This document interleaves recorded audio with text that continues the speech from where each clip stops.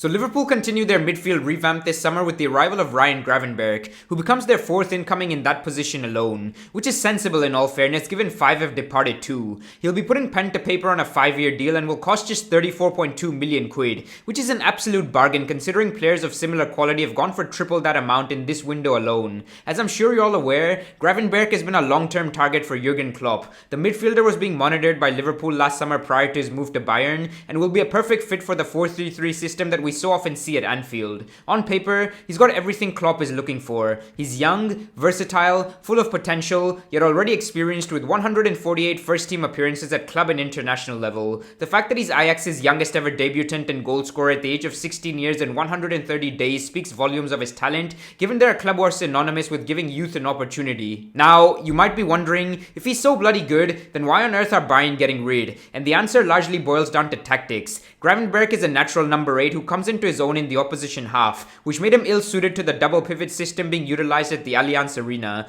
Neither Nagelsmann nor Tuchel gave him a run of games to prove himself, and that's precisely why he only started 6 times in the 33 appearances he made last season across all competitions. Bereft of minutes, Gravenberch fell into the common trap of trying too hard to make an impression during short cameos, which, unsurprisingly, had a detrimental impact on his performances. His frequent complaints to the Dutch media about not playing enough didn't help either, and what the lad needs more than ever right now is a coach willing to put an arm around his shoulder, and that kind of man management is what's made Klopp one of the best in the business. On the pitch, the first thing you'll notice about Gravenberch is his 6'3" frame. His long strides in the center of the park and close control in tight areas have seen him likened to Paul Pogba, but I reckon he's far more of an impactful ball winner than the Frenchman. Stylistically, he's multifaceted and can operate on the left of a midfield 3, in a holding role, or even further up the pitch if asked of him, which will be music to the ears of the coaching staff. What Liverpool have been crying out for is a player capable of progressing the ball upfield to try and unlock low blocks, and Gravenberch does that as well as anyone across Europe's Big 5 leagues.